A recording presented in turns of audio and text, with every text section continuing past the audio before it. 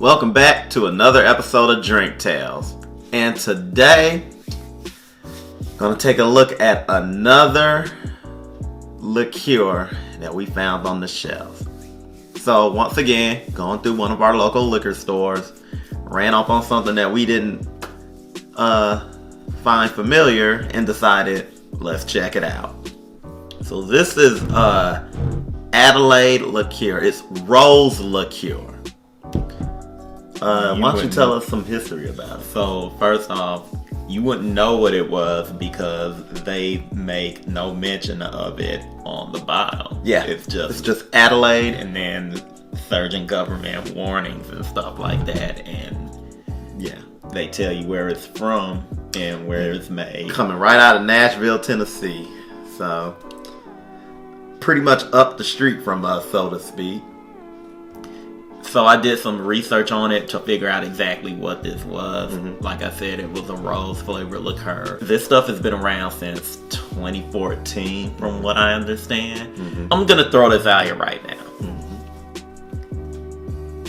You can't just Google this and expect to find anything, any information, any direct information on them. Okay. I had to. First of all, there's another brand of liqueurs with the name Adelaide, but like they do creamsicles or something like that. It's very weird, and I got confused. I don't think they're the same people because the labeling and stuff like that is totally different. Then I found the Facebook page. I looked on the Facebook page, found they had a website. I don't know why the website didn't show up on Google, but whatever. Clicked on the website. The website had basic information. They tell you who they are, who the people that made it. They give the story about how the guy that's involved with it, how he was in an accident, and while he was in a coma and was laid up for weeks, he was thinking about how this is what he wanted to do, and so he set out to do it. Okay. And they had a couple of recipes on there. Okay. Origin story. Cool and all, but still, when I'm walking up on this in my local liquor store, I would at least like to have a little bit of basic information on the bottle than the name. Right. But on the other hand, it makes for a cool mystery, and a mystery you would have to solve by tasting. Mm-hmm. So I'm not going to fault them for that much. Makes you want to do your research and see what it is you're actually going to ingest. Mm-hmm. So 2014, that makes this about like 6 years old? Yes. This has been around for about 6 years now? Give or take. I know this concept, from what I understand from the information that I found, has been kicking around since 2011. Mm-hmm. But I think it launched in 2014 and hasn't really left the borders of Nashville, Tennessee, as far as I know. But of course, I'm proven wrong because we have a bottle here in Atlanta, Georgia. Yeah. And we didn't go to Tennessee to get it. Yeah. So you tell us what happened. Maybe we just got lucky. Maybe distributing... Maybe they're branching out. They're trying to reach outside of that could be true. And maybe we're the first ones to, if not the first ones, maybe we just discovered it out of state first. They are, like you said, they're 6 years old, so they're pretty new to the game, so to speak, and they probably don't have much of a name for themselves right now. I have a theory how we got this bottle though, and I hate to be a damper on it. I think we got this bottle by accident. Mm-hmm. You and I know how wonky liquor distribution is in Georgia. Mm-hmm. It wouldn't be too far-fetched if we got product from someone else, from another city outside of Georgia, by accident or by happenstance. Probably. That is a possibility.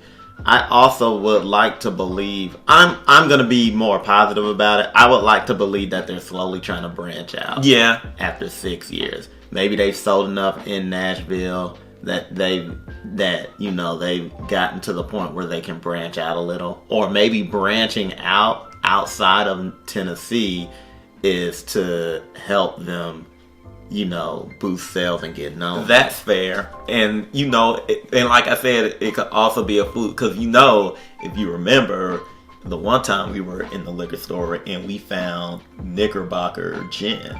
And Knickerbocker Gin is all the way in the Midwest. That is true. So, let's give it a taste and see if it was worth the trip to Atlanta. That's an interesting smell. You get a rose smell, but you get a strong hint of lemon. As a matter of fact, you know what it strongly reminds me of? What? The orange flower water that we had. Yeah, that is definitely true.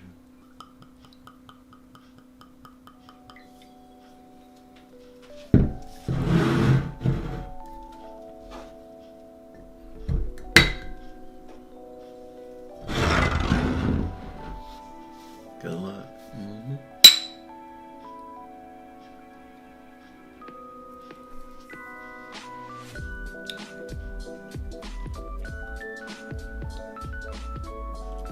Heavy vanilla. Mm-hmm. Like heavy vanilla flavor. Sweeter than I thought it was going to be. As a matter of fact, I didn't think it was going to be sweet. You got a heavy vanilla flavor.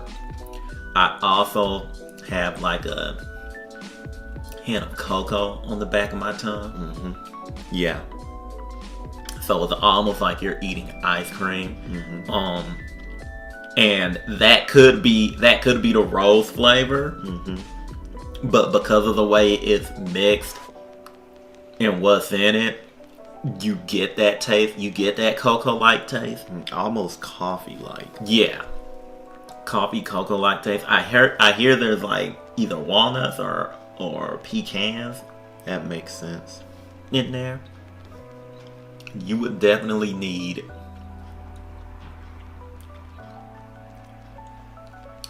lemon would definitely go well with this. Yeah. Citrus would definitely help this along. You definitely need a citrus with this to cut the sweetness. In my opinion, this is more sweet than it should be. And I think the reason they did that is because no one eats roses. I think they did that because they needed something to spice up that rose. It's not like what's the liqueur that you like? Elderflower? Not elder. Is it elder? You talking about Saint Germain? Not Saint Germain. The other one there's a lot of the other herbal one that you make a lot of drinks with. I can't. Fernet? Yeah, it's like, you know how Fernet isn't afraid to be herbal and rough. Mm-hmm. I feel like they were afraid to go there with this. And well, so I don't think it was supposed to be herbal at all. I mean, it's rose. It's a rose liqueur. That's fair. Judging it on that merit and leaving and putting the sweetness aside. So, okay. You're right. One of the first things I would do if I were making a drink with it, or if I was doing a cocktail with this, lemon. It needs lemon. It needs some kind of citrus to balance it out. Lemon, lime. I would even say orange. I would even go with orange, maybe. Get those creamsicle. Yeah. Notes. Yeah. Another thing, too. This would be good for like dessert. This is definitely a dessert liqueur. Yeah, a dessert liqueur. Now I do have a question. Would you drink this straight, like over ice? Because I'm gonna tell you now, me personally, no, because it's too sweet. I gotta go with no as well. It's way too sweet. Asking this again, coming off of our review of the Damiana. Sweeter than the Damiana? Yes, it's sweeter than the Damiana. Because the Damiana also got a little bit of a kick to it. Okay. And this is, I believe, 40 proof. Yeah, 40 proof. 20% alcohol. 20% alcohol volume, 40 proof. So, drink enough of it, it'll get you where you need to be. You got to drink. Probably a little bit more than your average, but rate it. Rate it? 6.5.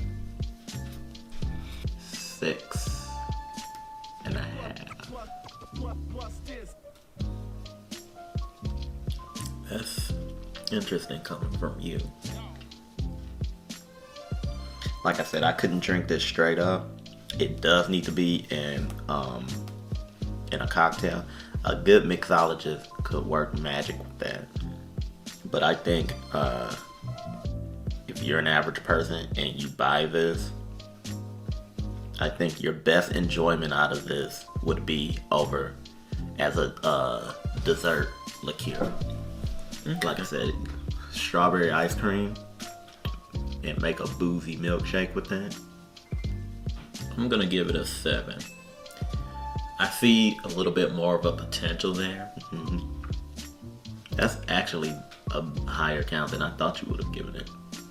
If you're a mechanic or if you've worked on cars, you'll understand this. How there are tools that do one thing, And that one thing only, and it's messed up because it's like, if you're a regular person, you don't want to buy that tool, but you're working on your car, so you have to buy that tool, but you know you'll only need it for that one thing. But if you're a mechanic, you have that tool because you know that as a mechanic, you're gonna exactly, and that's what this liquor is. That's what Adelaide Liqueur is. It's that one tool that if you're a regular person, you don't need it, but you need it. That's an interesting way to put it, and I'm gonna keep needling you with questions because that's why I asked you, because when I was tasting it too, I was also like, this tastes like something someone might try to make an old fashioned with. That's why I asked you about the old fashioned. And that's why I was asking, because we don't have our old fashioned expert here, so she can't tell us that. Yeah, we have an old fashioned expert, and that's the thing. I don't know what else you could do with this. Like, I'm literally pulling at stuff, but the first and only thing that comes to mind for me is dessert. So that's interesting because going back on the stuff that we reviewed previously, you wouldn't consider the Chirot on that same level? No, and this is why. Because the Chirot is a light liqueur that you can make. You can do a martini with a Chirot. You can do I think so. Yeah, you can do like a light spritzer drink with the Chirot. You can't do either of those with this. Before we close out, let me just make this clear. This is not shit. I just think that that you have a specific. You cannot throw this in a regular bar in Atlanta or Nashville and say, "Oh, this is gonna sell. They're gonna be ordering more." No, you make a drink that tastes like nectar from the heavens, and this is in it, and you hype the hell. This is in one of those speakeasies where, like, you go into someone's garage door, and then when you enter, like, it doesn't look like the outside.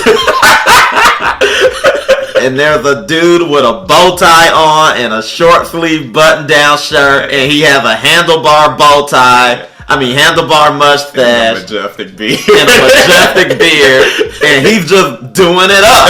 And you're like, well, what are you making? And he whips this out and he makes something with it. But no, you're not gonna. And the drink is so good, it gives you amnesia. You can't find that. You can't find that speakeasy. You're not gonna go to a regular bar in like Midtown or downtown or wherever or Atlantic Station, and this is gonna be no. I'm sorry, but no. So we're gonna close it out. Thank you guys for watching. I'm sorry, Adelaide, but I had to speak what was on my heart. Thank you guys for watching this. Please like and subscribe. Check us out on Twitter. Check us out on Instagram. Hit that bell so that you know when we put stuff like this up again. I'm hoping we get out of quarantine. Like, I need to, like, get out and move around. It's called Drink Tales. All the tales can't happen in the house. Exactly. Like, anyway, we'll see you guys next time. Peace.